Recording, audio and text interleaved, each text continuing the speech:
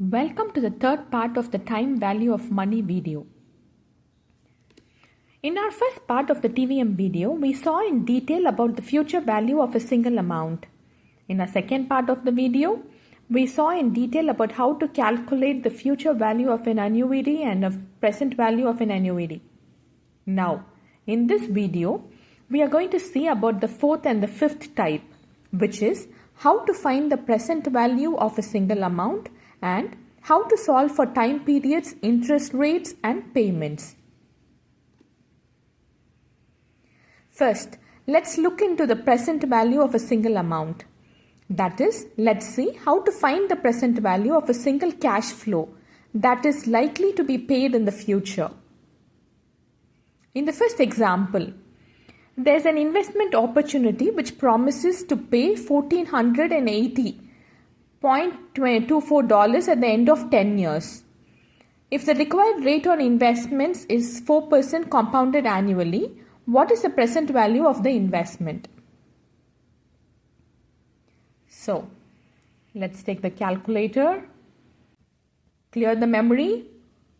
10 is your N, 4 is the rate of interest, which is I/Y, 1480.24 is your future value. This is entered as a positive number because it is a cash inflow. That is, money flows into one's pocket. Then press compute and the present value. Yes. So the present value is $1,000. Now, let's see another example. Our friend Ron here has to select one of the two options. One option is to take up the $5,000 offered today, and the second option is that he'll be paid a guaranteed $7,000 in 5 years. Currently, a guaranteed 5-year term investment can earn 8% annually. Ron has no immediate need of funds, so which of the two options should he choose? So there are two methods to find this. In the first method, you calculate the future value of the $5,000 and compare it to $7,000. So to do the calculation, use the calculator, clear the memory. 5 is your N, 8 is your I/Y, minus 5,000 is your present value. Compute the future value. Yes, it is $7346.64. Now, the other method is you find the present value of the $7,000 and compare it to $5,000. So take the calculator again. This time I'll keep it this side. Clear the memory. 5 is your N. 8 is I/Y. 7,000 is the future value. Compute the present value. So it is $4764.08. So it is always advantageous to get the $5,000 which is offered today, because you can actually invest it and you can gain interest compounded. Now let's see how to deal with more frequent compounding periods. An 874-day strip bond is quoted with an annual yield of 3.04%.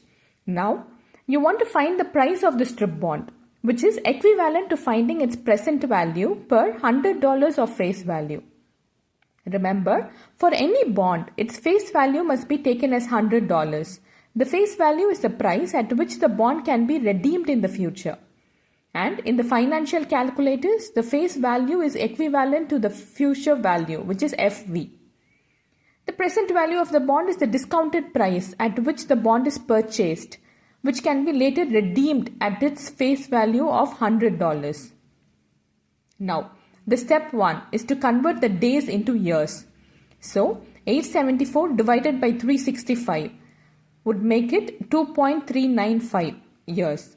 So use this value in the calculation for N. So now let's take the calculator, clear the memory. 2.395 is your N. 3.04 is your I/Y. Your future value is 100. Compute the present value. Yes, the present value is $93.07. Therefore, the price of the strip bond is $93 per $100 of face value. This is the concept. Now, the last topic for this video is solving for time periods, interest rates and payments. Now first, let's see how to find the number of periods, that's the term N. Lupin invests $10,000 at a rate of 10% compounded annually. He wants to know how long it will take for this investment to be worth $50,000. In this case, you know all the TVM variables except N. Your present value is minus 10,000. So why is it a negative number? Because it's a cash outflow. That is, the money flows out of your pocket. So now let's take the calculator. Clear the memory. 10 is your I/Y. Minus 10,000 is your present value. 50,000 is your future value. Compute N.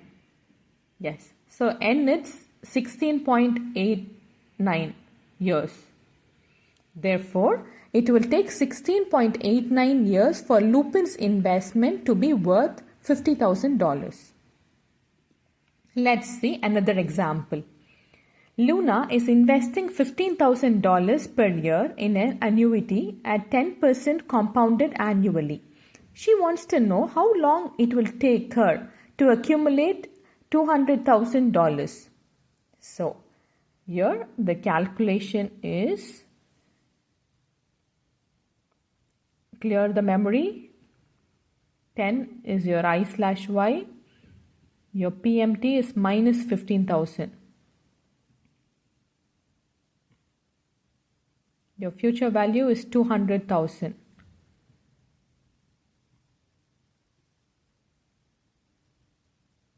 Compute N. 8.89. Therefore, it will take Luna almost 9 years to accumulate $200,000. Next, we'll see how to solve for the interest rates.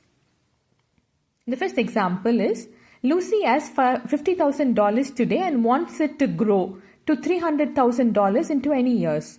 What average annual rate of return will she have to earn to achieve her goal? So here you need to find the term I/Y. So clear the memory. Minus 50,000 is the present value. 20 is your N. 300,000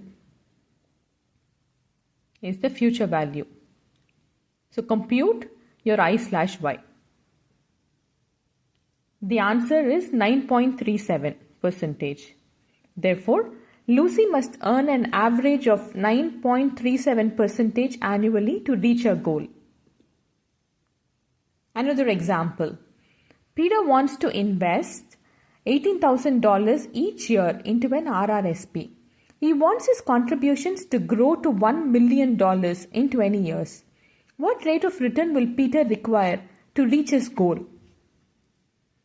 So take the calculator.